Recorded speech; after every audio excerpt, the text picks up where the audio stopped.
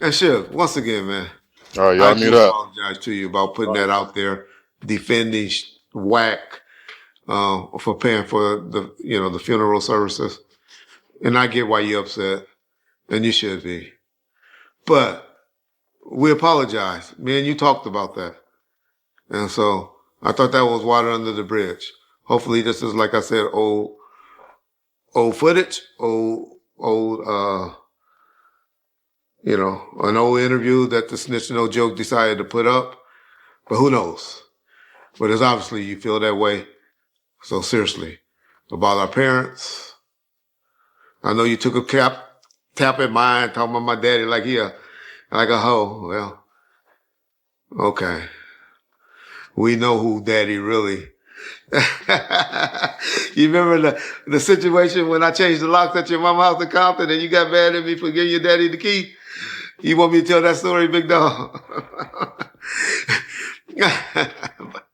We know too much here. Why you? Oh, man, we know too much. But I'm going to get Wack on the phone. I'm going to let Wack respond to you. I'm going to get Wack to respond because he gave Snitch No Joke and Gap to some content. They ain't had no content all week. Welcome back, Wack. I wanted to get your thoughts and your response to Suge Knight's latest interview, speaking on Reggie and yourself. So I just wanted to see, did you hear it first? And then in a minute, I'll go through all the stuff he said. Yeah, I heard it. I just heard it. I mean, when you know Suge and understand him, right? You know when Suge will talk to you in different ways, right? It's one time when he angry or confused. It's another time when he just ain't got nothing to talk about and he really want to talk to you. Now, when he start to lie, right, that's when you kind of know, like, okay, maybe he want to talk to me. I mean, me and Reggie know he been ran out to talk about. Everything I've been hearing, it's like, bro, where are you getting this from? And why are you denying these things? Rez, the dude denied paying Baby Lane to take the stand. And part of this is your fault because you be over there knowing what's going on.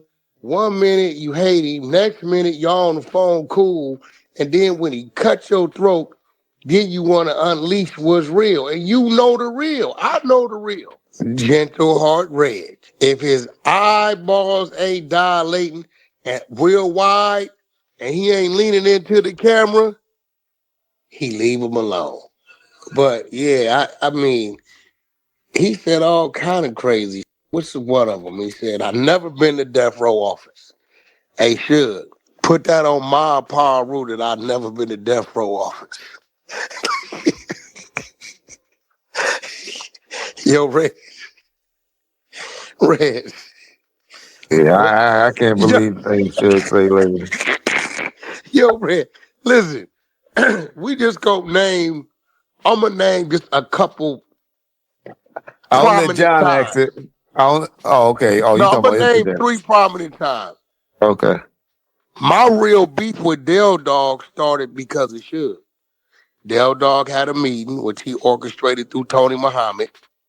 He said, Wack, I want you on point in the parking lot to receive them and let them know who they coming to see, right?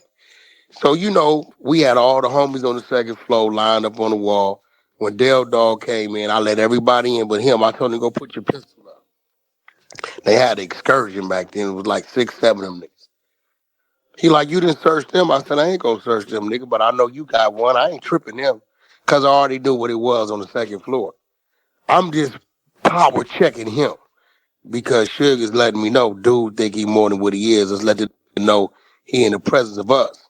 So he gonna put it up. He come on through there. We get up there. We go into the boardroom. And Del Dog had a little artist. And as fast as Del Dog could press play on the music, as long as it took Suge to pull the cigar out, clip it, fire it up, take a toke, he said, all right, I heard enough. I'm cool, I pass on it. Right? Okay, that's one key moment. Let me take you on another key moment. Tony Lane. You sent some over there sent some niggas over there to press DJ Quick. Tony Lane didn't take too kindly of it. OG Tony Lane from Treetop, right? Because that was his artist, management, whatever it was. Tony Lane came up to Death Row.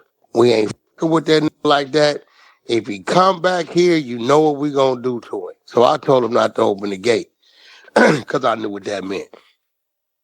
Third time was when I got the call, Wack, you with the realest? Yeah, I'm with him. He with me right now. I need to holler at him, bring him to the road. That's all you told me.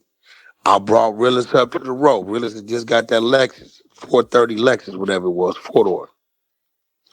Bring Willis up to the road. We come to the second floor. Niggas get the locking doors like they gonna do something to Willis. Hold on, Suge. You told me you wanted to holler at the homie. He with me. So if this happened, it looked like I lined him up. This can't happen. You got to do this on your time. So I'm going to take the homie. We're going to walk out of here. And I'm going to get him to safety. And then wherever y'all go from there, y'all go from there. I'm going to leave those three. I could talk about old girl who you brought the nice, pretty Cadillac for, nicely built, who came running out of the penthouse calling you a sick fuck because you tried to pull out and do something to her rear, and then you tried to use parquet butter. We can talk about that too. During a phone call to the Art of Dialogue podcast, Suge Knight shut down Wack's long-standing claims, saying he was never part of Death Row in any way. Suge called him just a fan, someone who was around, but never involved in the label's business or operations. Or, you know what?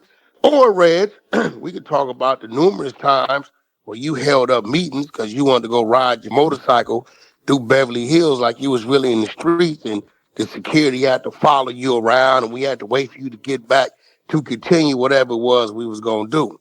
Or we could talk about the many times before you came home, or we could talk about when I had to pick your ass up that time for that shop Reggie turned you on to. I think it was out in Ontario, Rim Shop.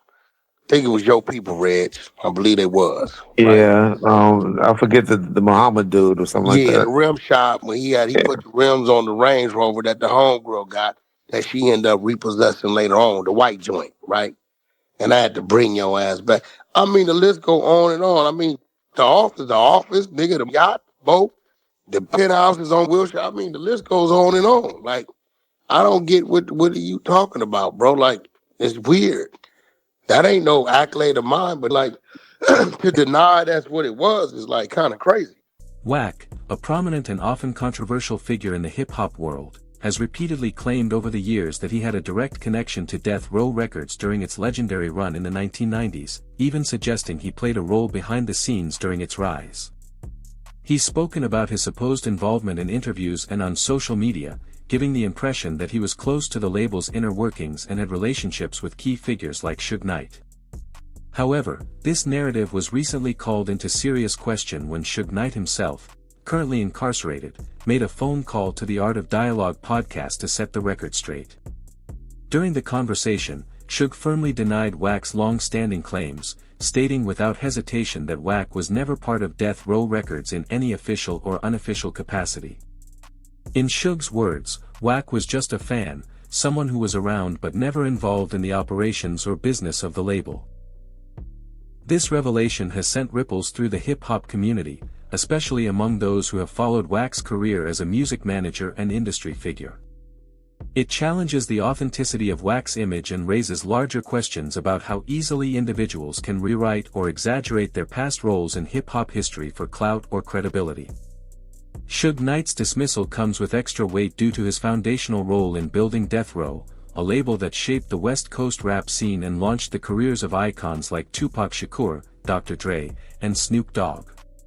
For Suge to publicly call Wack out as merely a fan, not a player, cuts deep, and while Wack has yet to offer a full rebuttal, the call casts doubt on the legitimacy of his self-proclaimed legacy. In an era where narratives and reputations are often built through podcasts, interviews, and social media, Suge's blunt rejection of Wack's claims serves as a reminder that not everyone's version of history matches the truth. And sometimes, the people who were really there are the ones who need to speak up the loudest.